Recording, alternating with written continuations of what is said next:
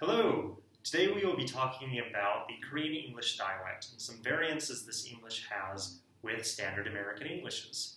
Korean is the substrate language for this dialect, and so Korean has had some influence in creating some of the variances that we see.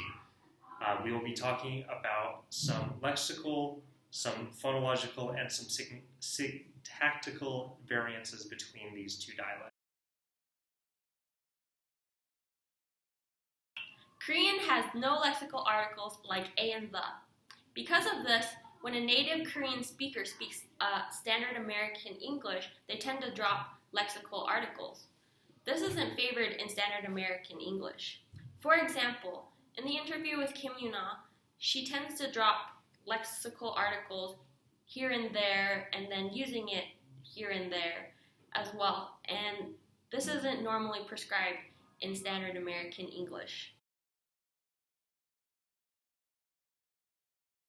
Korean is a more pro-drop language than standard American English. This means that once the subject is already established, there is no need for the Korean speaker to re-establish what the subject is.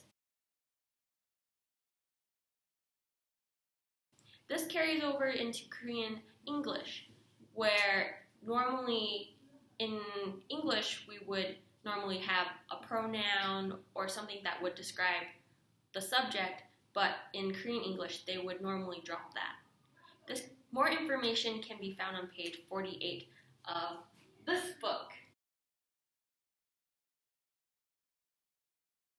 Korean has no labial dental fricatives. Instead, they will often and systematically replace the labial dental fricatives with the bilabial fricatives or with a hua sound, making the glottal and a glide combination. The voiced variant of the labial dental fricative is often put as the b or p here. And then for the voiceless version, it is either done as a hua or a p. These charts will be at the end of the video so that you can look at them in more detail later. And lastly, we want to talk about this letter right here. In Korean, this is called ebil. And this liquid and rhotic here are allophones of the same phoneme making up this letter in their orthography. In Korean, these two sounds are in complementary distribution. There's no difference between if you say, for example, radio or radio.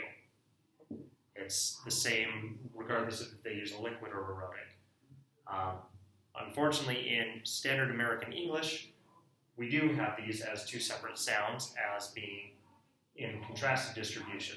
One example of this is this a light or a right? Where oftentimes Korean English speakers will mix the L or the rhotic and the liquid.